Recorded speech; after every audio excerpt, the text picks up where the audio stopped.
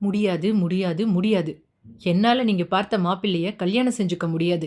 நான் கல்யாணம் செஞ்சா ராஜுவ தான் கல்யாணம் செஞ்சுப்பேன் என்றாள் உமா. ஏண்டி, அவ வேற ஜாதி பையன்டி. உன் காதல் விவகாரம் மட்டும் நம்ம சொந்த பந்தங்களுக்கு தெரிஞ்சா என்ன நினைப்பாங்க? அப்பா இல்லாத பொண்ண செல்லம் கொடுத்து இப்படி கெடுத்துட்டாங்கன்னு ஊர்ல எல்லாரும் என்னதானே தப்பா பேசுவாங்க? அந்த ராஜுவ மறந்துட்டு நான் கை காட்டின பையனை கல்யாணம் செஞ்சுக்கோடி என்றாள் கோதாவரி. ஆனால் உமா, இங்க பாருமா, இதுக்கு மேல என்ன கட்டாயப்படுத்தாத. நான் ராஜுவை தான் கல்யாணம் செஞ்சுப்பேன். அப்படி இல்லைனா நான் உயிரையே விட்டுருவேன் என்று கோபமாக சொல்லிவிட்டு கதவை படார் என்று சாற்றிக் கொண்டாள். அவள் அங்கிருந்து சென்றதும் கோதாவரி தன் நெஞ்சை பிடித்தபடி சோஃபாவில் சரிந்து விழுந்தாள். அதை பார்த்த ரகுவிற்கு உமாவின் மேல் கோபம் பெருக்கெடுத்தது. நேராக அவள் அறையின் கதவை தட்டத் தொடங்கினான். ஆனால் உமா அது எதையும் பொருட்படுத்தவில்லை. காதல் அவள் கண்ணை மறைத்துவிட்டது. அன்று இரவு அனைவரும் உறங்கிய பிறகு உமா தன் காதல் கணவனுடன் தன் வாழ்க்கையை தொடர தன் உடைகளை ஒரு பையில் எடுத்துக்கொண்டு தன் பெற்றோருக்கு ஒரு கடிதத்தை எழுதி மெத்தையின் மேல் வைத்துவிட்டு வீட்டை விட்டு செல்ல முடிவெடுத்தாள்.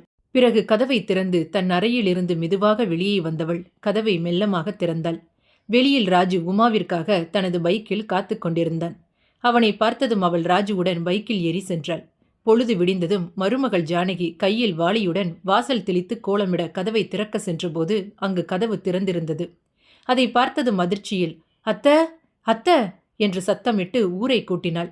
சத்தம் கேட்டு விழித்தெழுந்த ரகு மற்றும் கோதாவரி இருவரும், என்ன ஆச்சு, ஏன் இப்படி கத்துற என்று கேட்க, ஐயோ அத்த, புரியாம பேசுறீங்களே, நான் வந்து கதவை திறப்பதற்கு முன்பே வேறு யாரோ வந்து கதவை திறந்திருக்காங்க என்று சொல்ல ஒரு நொடி சந்தேகித்த ரகு தன் தங்கை உமாவின் அறைக்கு சென்றார்.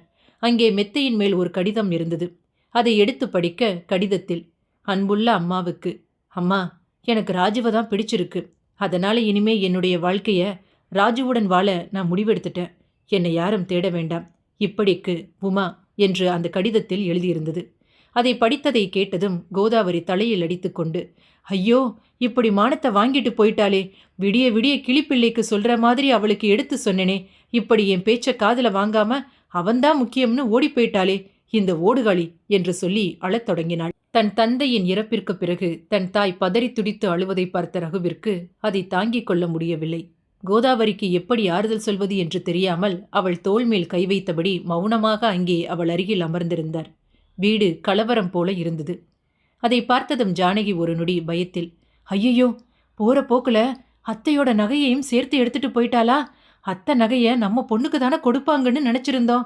ஆனா இப்படி நம்ம கனவுல மண்ணளி போட்டுட்டாளே என்று சந்தேகித்தவள் வேகமாக மாமியாரின் அறைக்கு சென்று பீரோவை திறக்க அங்கே நகைகள் அனைத்தும் பத்திரமாக இருந்தது. அதை பார்த்ததும் தான் ஜானகிக்கு போன உயிர் திரும்ப வந்தது. பின்பு லேசாக உமா வீட்டை விட்டு ஓடிய விஷயம் அக்கம் பக்கத்தில் உள்ளவர்களுக்கு தெரிய ஆரம்பித்தது. காலம் உருண்டோடியது. ரகுவிற்கு அலுவலகத்தில் பதவி உயர்வு கிடைத்தது. தனது அலுவலக பணி காரணமாக கோயம்புத்தூர் சென்றிருந்தார் ரகு.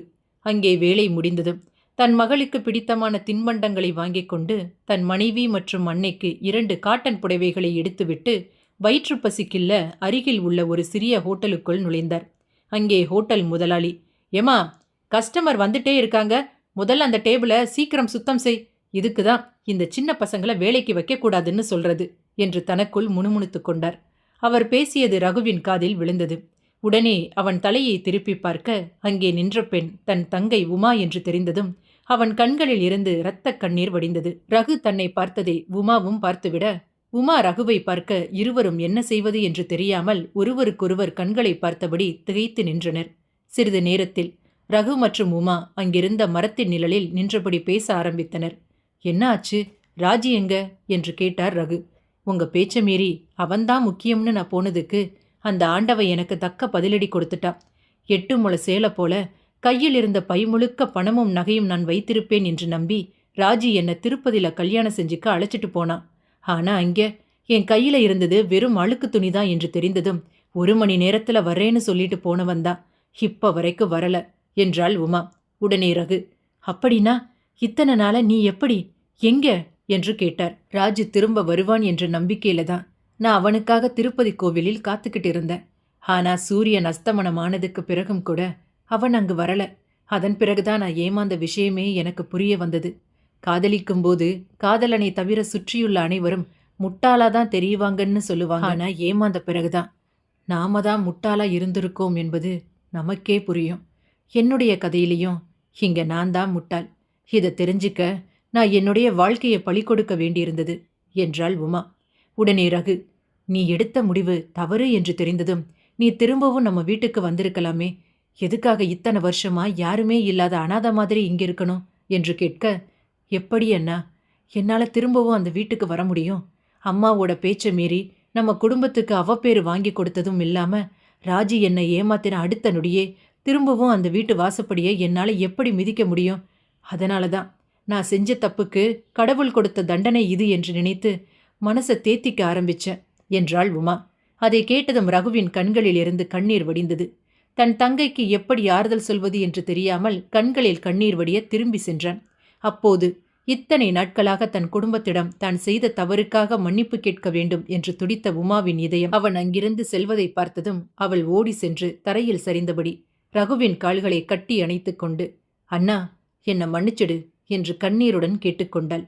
கோயம்புத்தூரில் இருந்து ஊருக்கு திரும்பிய ரகு தன் வீட்டிற்கு சென்றதும் தான் வாங்கி வந்த பொருட்களை தன் மனைவி மற்றும் தன் தாயிடம் கொண்டு வந்து நீட்டினார். புடவையை பிரித்து பார்த்ததும் ஜானகி, புடவை ரொம்ப நல்லா இருக்கு, என்னுடைய கலருக்கு ரொம்ப பொருத்தமா இருக்கும் என்று சொல்ல, பின்பு நைசாக தான் தன் தங்கையை பார்த்த விஷயத்தை தன் மனைவி மற்றும் தாயிடம் தெரிவிக்க நினைத்த ரகு கோவையில் தன் தங்கை உமாவை பார்த்ததை பற்றி தன் மனைவி மற்றும் தன் தாய் கோதாவரியிடம் சொல்ல ஆரம்பித்தான். அதை கேட்டதும் கோபமான கோதாவரி, எதுக்காக அந்த ஓடுகாலி பேரை திரும்பவும் ஞாபகப்படுத்துற? அவளை பார்த்தா நீ திரும்ப வர வேண்டியது தானே? அவகிட்ட என்ன பேச்சு வேண்டியிருக்கு உனக்கு? அவ நம்ம குடும்பத்துக்கு செய்தது எல்லாம் நீ மறந்துட்டியா என்று கோபத்தில் கத்தத் தொடங்கினாள். போதாததற்கோ ஜானகி, ஆமாங்க, அத்தை சொல்றது சரிதானே, நாம் அவகிட்ட எத்தனை முறை எடுத்து சொல்லியிருப்போம். ஆனா நம்ம கண்ணுல மண்ணை தூவிட்டு அந்த பையனோட ஓடிப்போனவதானே உங்க தங்கச்சி, அவகிட்ட என்ன பேச்சு வேண்டியிருக்கு உங்களுக்கு என்று கேட்டாள். அதை கேட்டதும் ரகு, அம்மா, என்ன இருந்தாலும் அவ உன் பொண்ணு இல்லையா?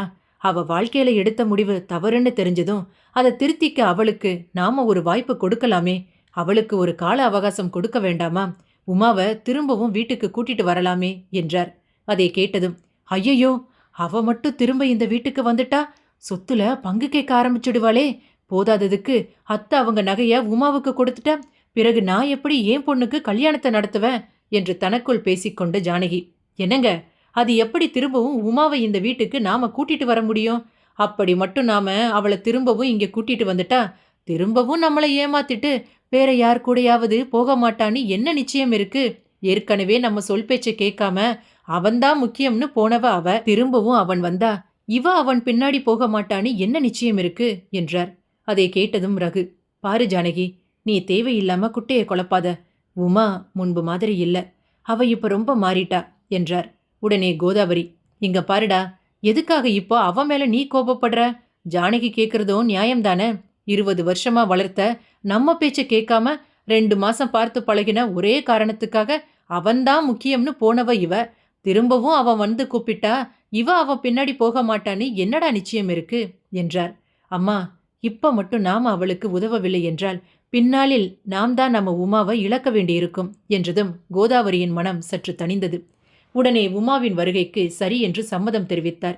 அதை கேட்ட ஜானகிக்கு, இந்த வீட்ல யாரும் என் பேச்ச கேட்கறதா இல்ல, எல்லாரும் அவங்களுக்கு தோன்றதை செய்யலாம்னு முடிவு பண்ணிட்டாங்க. இனிமே நான் பேசி என்ன பிரயோஜனம் என்று கோபத்தில் பேசிவிட்டு அங்கிருந்து சென்றாள். மறுநாள் காலை ரகு தன் தங்கை உமாவை அழைத்து கொண்டு வீட்டிற்கு வந்தான். வீட்டிற்கு வந்த உமா தன் தாயை எப்படி எதிர்கொள்வது என்று தெரியாமல் தயங்கியபடி வாசலில் நின்றாள். அதை கவனித்த ரகு, உள்ளவா உமா என்று அவளை உள்ளே அழைக்க, தன்னால் தன் குடும்பம் அடைந்த துன்ப துயரங்களை நினைத்து கண்களில் கண்ணீர் வடித்தபடி உள்ளே செல்ல தயங்கினாள்.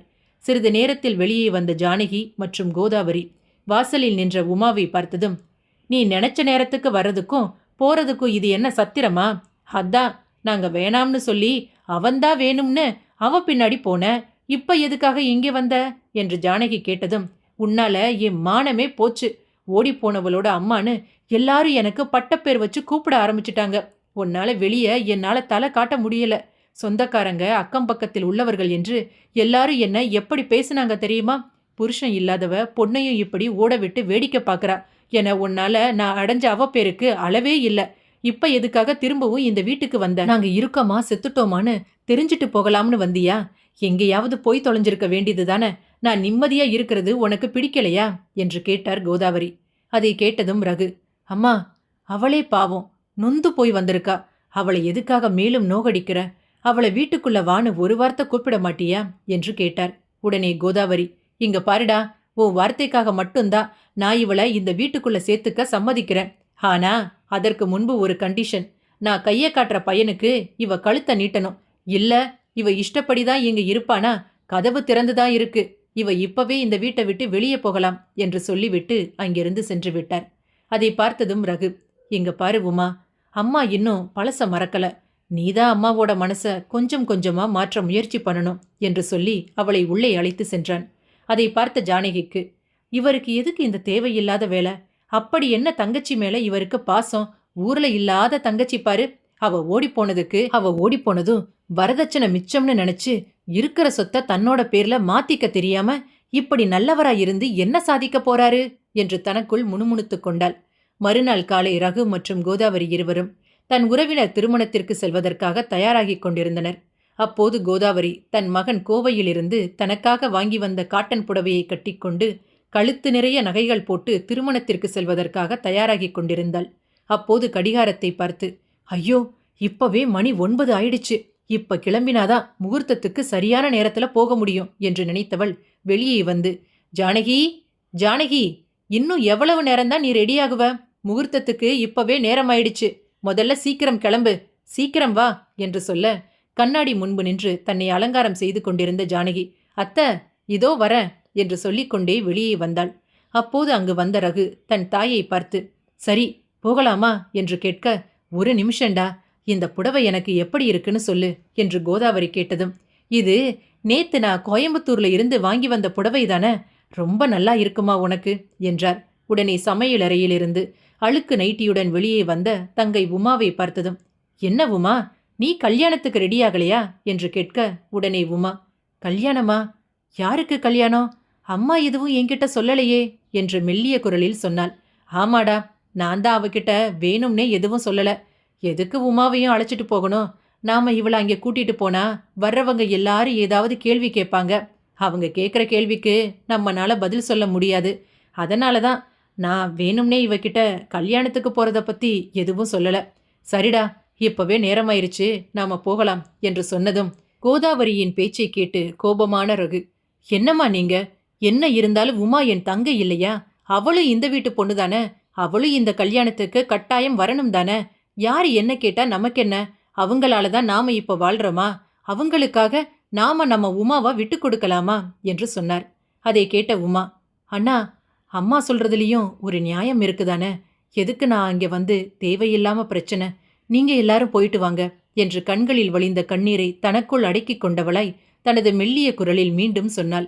உடனே ஜானகி, அதான் உங்க தங்கச்சியே சொல்லிட்டாளே, பின்ன எதுக்கு தேவையில்லாம இங்கே நின்னுட்டு இருக்கணும்? முகூர்த்தத்துக்கு வேற நேரம் ஆயிடுச்சு, வாங்க என்று ரகுவின் கையை தரதரவென்று பிடித்துக்கொண்டு வெளியே சென்றாள். அவர்கள் மூவரும் அங்கிருந்து சென்றதும் உமா சமையலறைக்குள் சென்று கதறி அழுதாள். தன் வாழ்க்கையில் தான் செய்த ஒரு தவறு தன் வாழ்க்கையை இப்படி புரட்டி போட்டுவிடும் என்று அவள் கனவிலும் நினைத்து பார்க்கவில்லை. மறுநாள் காலை உமா வீட்டு வாசலில் கிடந்த குப்பைகளை கூட்டி சுத்தம் செய்து கொண்டிருந்தாள். கோதாவரியோ வாசல் படியில் அமர்ந்தபடி போனை பார்த்து கொண்டிருந்தாள். அப்போது அங்கே வந்த ஜானகி உமாவை பார்த்து, உமா, என்ன பண்ற என்று கேட்டதும், வெளியில ரொம்ப குப்பையா இருந்தது. மரத்துல இருந்து காஞ்சையெல்லாம் தரையில விழுந்து வீடு முழுக்க ஒரே சருகும் குப்பையுமா இருந்தது. அதான் அதை கூட்டி சுத்தம் செஞ்சுட்டு இருக்கேன் அண்ணி என்றாள்.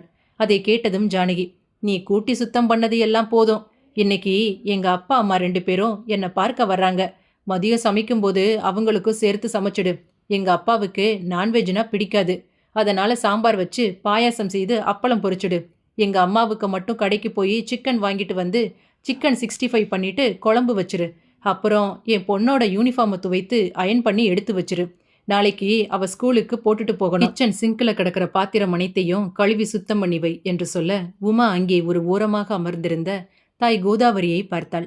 ஆனால் கோதாவரி ஜானகியின் நடவடிக்கையை சிறிதும் கண்டிக்காமல், உமா, எனக்கு சூடா ஒரு காஃபி போட்டு கொண்டு வா என்று சொன்னதும் உமாவிற்கு துக்கம் தாங்க முடியாமல் கண்களில் இருந்து கண்ணீர் வடிந்தது. அப்போது ஜானகி, அப்படி என்ன தீவிரமா போன்ல பார்த்துட்டு இருக்கீங்கத்த என்று கோதாவரியை பார்த்து கேட்க, ஜானகி, நம்ம உமாவுக்கு வரன் பார்த்துட்டு இருக்க. பேரு ராமலிங்கம், திருவோணம் நட்சத்திரம், 6 அடி 2 அங்குலம், மாநிறம், வயது 52. ரொம்ப முக்கியமான விஷயம். பையனுக்கு வரதட்சணை எதுவும் வேண்டாம்னு சொல்லிட்டான். இந்த பையன் நம்ம உமாவுக்கு ரொம்ப பொருத்தமா இருப்பான்னு நான் நினைக்கிறேன் என்று கோதாவரி சொல்ல, இருங்க இருங்க, இது நம்ம சுசீலா ஆண்டியோட ஒன்னு விட்ட சொந்தக்கார பையன்தானே என்று ஜானகி கேட்க, ஆமா ஜானகி, சரியா சொன்ன.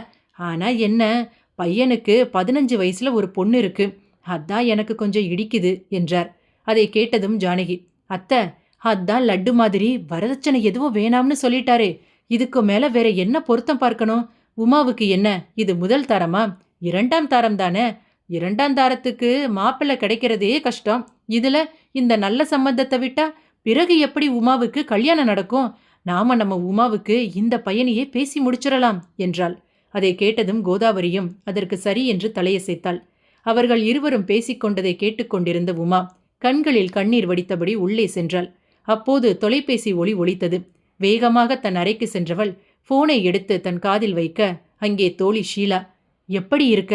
அடுத்த வாரம் ஞாயிற்றுக்கிழமை என் பையனுக்கு பையன் பிறந்த நாளுக்கு நீ கண்டிப்பா வரணும்.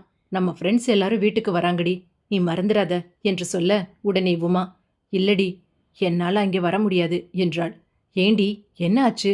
நீ இப்போ உங்க அம்மா வீட்டில் தானே இருக்க, பிறகு என்ன என்று ஷீலா கேட்க, அம்மா வீட்டில் தான் இருக்கேன், ஆனா ஒரு மகளா இல்ல, ஒரு வேலைக்காரி மாதிரி என்றாள் உமா. அதை கேட்டதும் ஷீலா, என்ன சொல்ற? ஆமாடி, எப்பவோ நான் செஞ்ச ஒரு தப்பு என்னோட வாழ்க்கையில அழிக்க முடியாத கரையா படிஞ்சிருச்சு. எனக்கு அங்கே வர விருப்பம் இல்லை. என்னால நம்ம ஃப்ரெண்ட்ஸ் முகத்தை எல்லாம் பார்த்து பேச முடியாது. அதனால என்னை கட்டாயப்படுத்தாத என்றாள். அதை கேட்டதும் ஷீலா, நீ வெளியே எங்கேயும் போகாம 4 சுவத்துக்குள்ளேயே அடைஞ்சு கிடப்பதால தான் உனக்கு எப்படியெல்லாம் தேவையில்லாத சிந்தனை வருது. நீ ஒரு வேலையை தேடிக்கிட்டா உன் மனசுக்கு அது ஆறுதலா இருக்கும் இல்லையா? உன் கடந்த கால வாழ்க்கையை மறப்பதற்கு அந்த வேலை ஒரு மருந்தாக அமையலாம் இல்லையா என்றாள். ஷீலாவின் பேச்சு உமாவிற்கு சற்று ஆறுதலாக இருந்தது. உடனே அங்கே ஊஞ்சலில் ஆடிக்கொண்டிருந்த கோதாவரியை பார்த்து, அம்மா, நான் தையல் கிளாஸ் போகலாம் என்று முடிவு செஞ்சிருக்கேன். வீட்டில் வேலை செஞ்ச நேரம் போக நான் சும்மா தானே இருக்கேன். 4 ஜாக்கெட் தச்சா எனக்கு ஏதோ வருமானம் கிடைக்கும் இல்லையா என்றாள். அதை கேட்டதும் கோதாவரி, இங்க வீட்டு வேலை செய்யவே ஆள் இல்ல, இதுல நீ தையல் கிளாஸுக்கு வேற போகணுமா? நீ தையல் கிளாஸுக்கு போயிட்டா வீட்டில் வேலையெல்லாம் யார் செய்யறது? அதெல்லாம் ஒன்று வேணாம், வீட்டில் இருந்து வீட்டு வேலையை பாரு. இனிமே உன்னை நம்பி என்னால் வெளியே அனுப்ப முடியாது. திரும்பவும் யாரையாவது காதலிக்கிறேன்னு வந்து நின்னா இருக்கிற கொஞ்ச நஞ்ச மானமும் காத்துல பறக்க வேண்டியதுதான் என்று முணுமுணுக்க, அவளின் பேச்சு உமாவின் காதில் விழுந்ததும், அம்மா, ஏதோ ஒரு ஆசையில வயசு கோளாறுல தெரிந்தும் தெரியாமலும் நான் ஒரு தவறு செஞ்சுட்டேன். நான் செய்தது தவறுதான். அதுக்காக நான் எப்பவும் மாறவே மாட்டேன் என்று நீங்க முடிவு செஞ்சிட்டீங்களா? நான் ஓம் பொண்ணுமா, என்னை நம்பு, நான் மாறிட்டேன் என்று சொல்லிவிட்டு அங்கிருந்து சென்றாள். அவளின் பேச்சு கோதாவரிக்கு சற்று நெருடலாக இருந்தது. அன்று இரவு ஜானகி, உமா மற்றும் கோதாவரி மூவரும் அமர்ந்து தோசையை பிரித்து சாப்பிட்டுக் கொண்டிருந்தனர். அப்போது கோதாவரி உமாவை பார்த்து, ஏண்டி, கல்யாணத்தை பத்தி நீ என்ன முடிவு பண்ணிருக்க? பையன் நல்ல பையன்தான், ஒரு விதத்துல நம்ம தூரத்து சொந்தம் வேற. என்ன, பையனுக்கு தான் கொஞ்சம் வயசு ரொம்ப அதிகம், 15 வயசுல ஒரு பொண்ணு இருக்கு. மற்றபடி இந்த பையன் உனக்கு ரொம்ப பொருத்தமான பையன்தான். நீ என்னடி சொல்ற என்று கேட்க, அதை கேட்டதும் கோபத்தில் உமா, அம்மா, நான் உன்கிட்ட எத்தனை முறை சொல்றது, எனக்கு இந்த கல்யாணத்துல விருப்பம் இல்லை என்றாள். அதை கேட்டதும் ஜானகி, ஏன் ஏன் விருப்பம் இல்லை? கடைசி வரை கல்யாணம் செய்யாம இந்த வீட்லயே இருந்துடலாம்னு ஒரு முடிவு செஞ்சிட்டியா என்று கேட்டாள். அதை கேட்டதும் மீண்டும் கோபத்தில் உமா, நான் இந்த வீட்டில் இருக்கிறதுனால உங்களுக்கு என்ன பிரச்சனை என்று கேட்க, எனக்கு எந்த பிரச்சனையும் இல்லையே, ஏதோ நான் உன் அண்ணியாச்சே, அதனால உன் மேல இருக்கிற அக்கறையில சொன்னேன் என்று ஜானகி சொன்னதும், அக்கறையா? அதனாலதான் 50 வயசு கிழவனுக்கு என்ன திருமணம் செய்து வைக்கலாம்னு முடிவு செஞ்சீங்களா என்று கேட்டதும் கோபத்தில் ஜானகி, பின்ன என்ன, உன் மனசுல நீ என்ன நினைச்சிட்டு இருக்க? இது என்ன உனக்கு முதல் கல்யாணமா? ஏற்கனவே நீ ஓடிப்போன விஷயம் தெரிஞ்சு ஊர்ல யாரும் உன்னை கல்யாணம் செஞ்சுக்க சம்மதிக்கல. அப்படி இருக்கும்போது இவர் மட்டும்தான் உன்னை பத்தி தெரிஞ்சிருந்தும் கல்யாணத்துக்கு சம்மதம்னு முடிவு சொன்னாரு. அப்படிப்பட்ட ஒருத்தரை கல்யாணம் செஞ்சுக்கிறதுல உனக்கு என்ன பிரச்சனை? இல்ல, நான் தெரியாம தான் கேட்குறேன். உனக்கு என்ன, இது முதல் கல்யாணமா? உனக்கும் இது 2ஆம் தரம் தானே. அப்படி இருக்கும்போது நீ தான் கொஞ்சம் விட்டு கொடுத்து போகணும். என்னமோ உனக்கு இது முதல் கல்யாணம் மாதிரி 27 வயசு வாலிபன் தான் வேணும்னு கேட்டா எங்கனால எப்படி முடியும்? அதான் அத்தை இவ்வளவு தூரம் எடுத்து சொல்றாங்களே, கல்யாணத்துக்கு சரின்னு ஒரு வார்த்தை சொன்னா என்ன என்றாள். அதை கேட்டதும் கோபத்தில் உமா, இங்க பாருங்க, நான் இந்த வீட்ல இருக்கிறது உங்களுக்கு பிரச்சனைனா அதை இப்படி சுத்தி வளைச்சு சொல்லாம மூஞ்சிக்கு நேரா வெளிப்படையா சொல்லிருங்க. நான் இப்பவே இந்த வீட்டை விட்டு நடைய கட்ட தயார். அதுக்காக கொஞ்சம் கூட விருப்பமே இல்லாம உங்க பேச்ச கேட்டு 15 வயசு பொண்ணு இருக்கிற ஒரு ஆளை கல்யாணம் செஞ்சுக்க எனக்கு விருப்பம் இல்ல. அது மட்டும் இல்ல, ஏற்கனவே கல்யாணம் என்ற பெயர்ல நான் பட்ட அவஸ்தை, அது எதையும் நான் இன்னும் மறக்கல. நான் என்னுடைய சொந்த கால்ல சுயமா நிற்க நினைக்கிறேன். சுதந்திரமா வாழணும்னு முடிவு செஞ்சிருக்கேன். தயவு செஞ்சு இனியும் என்ன கல்யாணம் செஞ்சுக்க சொல்லி வற்புறுத்தாதீங்க என்று சொல்லிவிட்டு சாப்பாட்டை பாதியிலேயே விட்டுவிட்டு கோபத்தில் அங்கிருந்து சென்று விட்டாள். உமாவின் பேச்சு ஜானகிக்கு கோபத்தை வரவழைத்தது. நேராக தன் அறைக்கு சென்றவள் அங்கே மெத்தையில் அமர்ந்திருந்த கணவன் ரகுவை பார்த்து, என்னங்க, உங்க தங்கச்சி என்ன நினைச்சிட்டு இருக்கா? கல்யாணம் செஞ்சு மாமியார் வீட்டுக்கு போகாம கடைசி வரை இந்த வீட்லயே இருந்து குப்பை கொட்டலாம்னு முடிவு செஞ்சுட்டாளா என்று கேட்டாள். அதை கேட்டதும் ரகு, ஆமா, என்ன திடீர்னு உமா மேல இவ்வளவு கரிசனம் உனக்கு? நீ கல்யாணம் செய்து வந்த நாள்ல இருந்து உனக்கு அவளை பிடிக்காது. அப்படி இருக்கும்போது அவளோட வாழ்க்கையில என்ன திடீர்னு இவ்வளவு அக்கறை காட்டுற என்றார். அதை கேட்டதும் ஜானகி, வயசு பொண்ண வீட்டுல வச்சிருக்கிறது நல்லதில்லையே. அந்த அக்கறையில தான் அவளை கல்யாணம் செஞ்சு மாமியார் வீட்டுக்கு அனுப்பணும்னு முடிவு செஞ்சேன். ஆனா அவ அதை கொஞ்சம் கூட புரிஞ்சுக்காம இப்படி என்னை எடுத்தெறிஞ்சு பேசுறா. இங்க பாருங்க, நான் அவளை இந்த வீட்டை விட்டு வெளியே அனுப்ப நினைப்பதற்கு அது மட்டும் காரணமில்லை என்றாள். பிறகு வேற என்ன காரணம் இருக்கு என்று ரகு கேட்டதும், என்னங்க நீங்க இப்படி வெள்ளந்தியா இருக்கீங்களே, இந்த வீட்ல நீங்க இப்படி இருக்கிறதுனால தான் எல்லாரும் உங்களை ஏமாத்துறாங்க. இங்க பாருங்க, உங்க தங்கச்சி இந்த வீட்ல இருந்தா அது நமக்கு தான் நஷ்டம். நாளைக்கு உங்க அம்மா இந்த வீட்டை உங்க தங்கச்சி பேர்ல எழுதி கொடுத்துட்டா நாம எங்கே போறது? அது மட்டுமா, உங்க அம்மா கையில இருக்கிற 50 பவுன் நகையையும் உங்க தங்கச்சிக்கு தான் சொந்தம்னு சொல்லி கொடுத்துட்டா நாளை பின்ன நம்ம பொண்ணோட கல்யாணத்தை நாம எப்படி நடத்துறது? அதனாலதான் எப்படியாவது அவளை கல்யாணம் பண்ணி மாமியார் வீட்டுக்கு அனுப்பணும்னு முடிவு பண்ணினேன். ஆனா அவ அதை புரிஞ்சுக்காம இந்த வீட்டை விட்டு நகரவே மாட்டேங்கிறா என்றாள். உடனே ரகு, இங்க பாரு, உமா இந்த வீட்டு பொண்ணு, அவளுக்கு இந்த வீட்ல முழு உரிமையும் இருக்கு. எனக்கு எப்படி இந்த வீட்ல உரிமை இருக்கோ அப்படிதான் உமாவுக்கும். அதனால இந்த வீட்டு சொத்துலையும் உமாவுக்கு சரி பங்கு என்று சொன்னார். அதை கேட்டதும் கோபத்தில் ஜானகி, இங்க பாருங்க, இந்த வீடு நமக்கு மட்டும்தான் சொந்தம். எவ்வளவு சீக்கிரம் முடியுமோ அவ்வளவு சீக்கிரம் இந்த வீட்டை உங்க பேர்ல மாத்த பாருங்க. அதை மீறி ஏதாவது உங்க தங்கைக்கு கொடுக்கணும்னு நீங்க முடிவு செஞ்சா நான் என் குழந்தைய அழைச்சிட்டு எங்கேயாவது போயிடுவேன் என்றாள். அதை கேட்டதும் கோபத்தில் ரகு, அப்படியா, உன் பொண்ணை அழைச்சிட்டு நீ எங்கே போவ என்று நக்கலாக கேட்க, உடனே ஜானகி, இங்க பாருங்க, என்னோட தவிப்பு உங்களுக்கு வேடிக்கையா இருக்கா? இப்ப நான் சொல்றது எதுவும் உங்களுக்கு புரியாது. ஏன்னா நான் என்ன சொன்னாலும் கேட்கிற மனநிலைமையில நீங்க இப்போ இல்ல. நான் என்னோட முடிவை சொல்லிட்டேன். அதுக்கு மேல உங்க இஷ்டம் என்று சொல்லிவிட்டு அங்கிருந்து நடையை கட்டினாள்.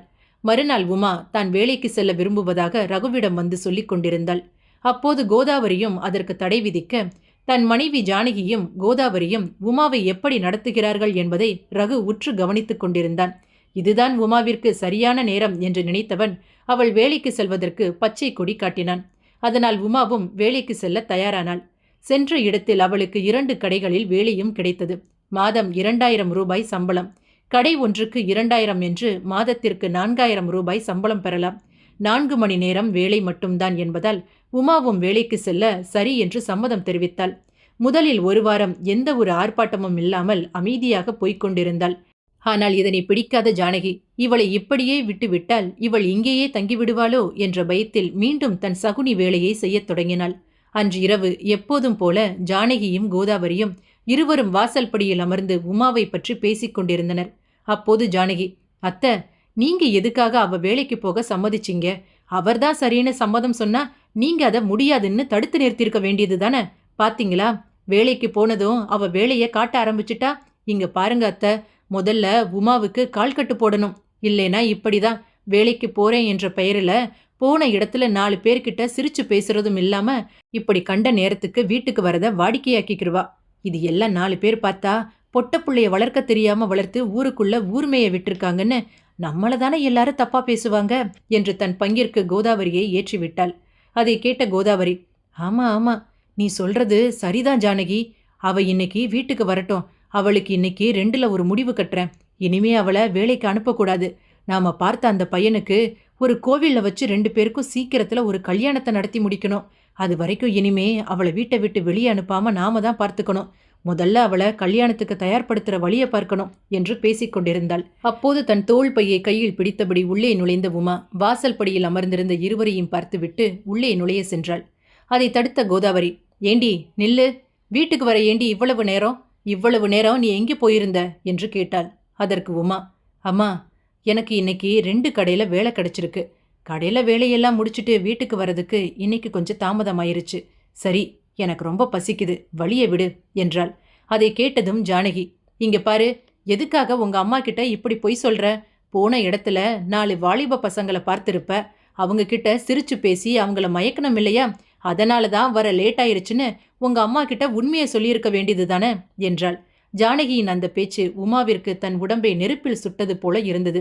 ஜானகியின் பேச்சை கேட்டதும் கோதாவரியும் தன் பங்கிற்கு, எதுக்காக இப்போ ஜானகியை பார்த்து முறைக்கிற? அவ என்ன தப்பா கேட்டுட்டா? அவ கேட்டதும் நியாயந்தானே. வேலைக்கு போனா வீட்டுக்கு விளக்கு வைக்கிறதுக்கு முன்னாடி வரணும். இதனால தான் உன்னை வேலைக்கு அனுப்ப வேணாம்னு உன் அண்ணங்கிட்ட தலைப்பாட அடிச்சுக்கிட்டேன். ஆனா அவன்தான் எங்க பேச்ச கேட்கல.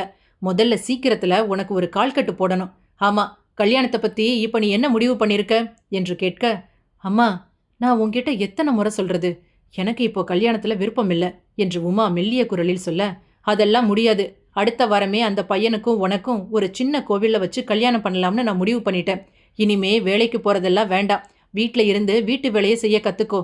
கல்யாணம் முடிகிற வரைக்கும் நீ இந்த வீட்டை விட்டு வீட்டு வாசப்படி தாண்டக்கூடாது என்று கோபமாக சொல்ல, அவர்கள் இருவரும் பேசிக் கொண்டிருப்பதை கதவின் பின்புறமாக நின்று கேட்டுக்கொண்டிருந்த ரகு நேராக அவர்கள் முன்பு வந்து நின்றார்.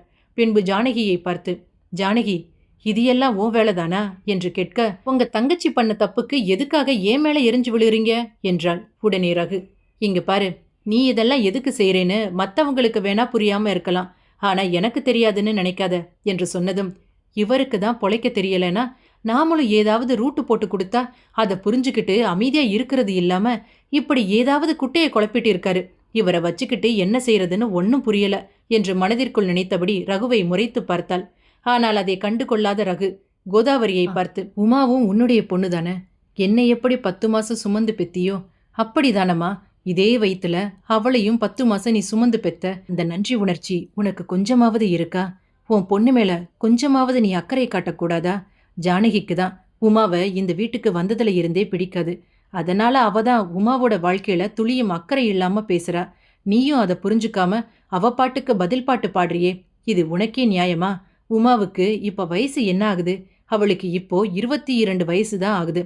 ஏதோ அறியாத வயசுல அவ தெரியாம செஞ்ச தப்புக்கு இப்ப அவ தண்டனை அனுபவிக்கிறா. ஆனா தன் வாழ்க்கையில எடுத்த முடிவு தவறு என்று தெரிந்ததும் அதை திருத்திக்க நினைக்கிற அவளுக்கு நாம ஒரு வாய்ப்பு கொடுக்க கூடாதா? இப்படி அப்பா வயசுல இருக்கிற ஒரு ஆளுக்கு நம்ம பொண்ண கல்யாணம் செஞ்சு வைக்கணும்னு துடிக்கிறியே, இது உனக்கே நியாயமா? இங்க பாருமா, யார் என்ன சொன்னாலும் சரி, நான் எப்பவும் என் தங்கை உமா பக்கம்தான். இனி அவளுக்கா எப்ப கல்யாணம் செய்யணும் தோணுதோ அப்பதான் அவளுக்கு கல்யாணம். அது மட்டும் இல்ல, இனிமே உமா அவ மனசுக்கு பிடிச்ச வேலையை தான் செய்ய போறா. அதை இந்த வீட்ல யார் தடுத்தாலும் ஒரு அண்ணனா அவளுக்கு சப்போர்ட் பண்ண வேண்டியது என்னுடைய கடமை என்று சொல்லி உமாவிற்கு வாக்கு தந்தான். தன்னை பெற்ற தாயே தனக்கு விரோதியாக மாறிய பின்பும் கூட தன் உடன் பிறந்த சகோதரன் தன் சூழ்நிலையை புரிந்து தனக்காக நின்றதை எண்ணி உமா ஒரு நிமிடம் ஆனந்த கண்ணீர் வடித்தாள். பின்பு ரகுவின் காலில் மீண்டும் விழுந்து இறந்து போன தன் தந்தையை தன் அண்ணனின் மூலம் உயிர்ப்பித்தவளாய் ஆனந்தத்தில் ஒரு நீண்ட பெருமூச்சு விட்டாள். ரகுவின் பேச்சு கோதாவரி மற்றும் ஜானகி இருவரின் மனதையும் மாற்றியது. பின்பு இருவரும் உமாவிற்கு உறுதுணையாக இருந்தனர். உமாவும் சிறிது சிறிதாக ஒரு சிறிய தொழிலை தொடங்கி படிப்படியாக வாழ்க்கையில் முன்னேறத் தொடங்கினாள். பின்பு அவளுக்கேற்ற ஒரு வரனும் வந்தது. ரகுவின் தலைமையில் ஒரு சிறிய பிள்ளையார் கோவிலில் உமாவிற்கு சிறப்புடன் திருமணமும் நடந்து முடிந்தது. சில நேரங்களில் சில பெண்கள் காதலனின் வார்த்தைகளை முழுமையாக நம்பி பெற்றோரின் விருப்பத்தையும் எதிர்த்து தாங்கள் விரும்பியவரை திருமணம் செய்து கொள்கிறார்கள். ஆனால் எல்லா காதல் திருமணங்களும் எதிர்பார்த்தபடி வெற்றியடைவதில்லை. சில சமயங்களில் காதலனை நம்பி சென்ற பெண்கள் ஏமாற்றத்தையும் வாழ்க்கையில் கஷ்டங்களையும் சந்திக்க நேரிடுகிறது. அப்போதுதான் தான் எடுத்த முடிவு தவறாகி விட்டது என்பதை உணர்ந்து அந்த தவறை சரிசெய்ய மீண்டும் பெற்றோரின் வீட்டை நாடி வருகிறார்கள். ஆனால் அவர்கள் முன்பு விட்டு சென்ற அந்த வீடும் அந்த வீட்டின் சூழ்நிலையும் அன்பும் உறவுகளும் முன்பு இருந்த அதே சூழ்நிலையில் மீண்டும் இருப்பதில்லை. காலம் சில மாற்றங்களை ஏற்படுத்தி விடுகிறது. இது காதல் திருமணம் செய்த பெண்களுக்கு மட்டும் பொருந்தும் விஷயம் அல்ல. திருமணம் முடிந்த எந்த பெண்ணாக இருந்தாலும் சரி, கணவன் வீட்டில் ஏதாவது ஒரு பிரச்சனை அல்லது துன்பம் ஏற்பட்டால் மீண்டும் பெற்றோர் வீட்டிற்கு வரும் சூழ்நிலை உருவாகலாம். அந்த நேரத்தில் ஒரு பெண்ணின் மனநிலையும் அவள் சந்திக்கும் வழியும் ஒரு பெண்ணால் மட்டுமே புரிந்து கொள்ள முடியும். அதை ஒரு ஆணால் உணர்வது எளிதானதல்ல. அப்படிப்பட்ட சூழ்நிலையில் ரகு தனது தங்கையின் தவறை புரிந்து கொண்டு அவள் வாழ்க்கையை மீண்டும் சரிசெய்து கொள்ள ஒரு வாய்ப்பை வழங்கியது மிகவும் பாராட்டத்தக்க முடிவு. பெற்றோர், மனைவி என அனைவரும் அவனுக்கு எதிராக நின்றாலும் ஒரு பெண்ணின் வாழ்க்கையை காப்பாற்ற வேண்டும் என்ற எண்ணத்தில் அவன் எடுத்த முடிவு மிகச் சிறந்தது. காதல் என்பது வாழ்க்கையின் ஒரு பகுதி மட்டுமே, அதுவே வாழ்க்கையல்ல. பெற்றோரின் அனுபவத்தையும் அவர்களின் அக்கறையையும் புறக்கணித்துவிட்டு காதல் மட்டுமே முக்கியம் என்று நினைத்து ஒரு முடிவு எடுப்பதற்கு முன்பு பெண்கள் ஒரு முறை அல்ல 1000 முறை யோசித்து முடிவெடுக்க வேண்டும். ஏனெனில் தவறான முடிவு எடுத்தால் வாழ்க்கை நமக்கு மிகப்பெரிய பாடங்களை கற்றுக் கொடுக்கும் என்பதை உணர்த்துவதற்காகவே இந்த கதை. நன்றி, வணக்கம்.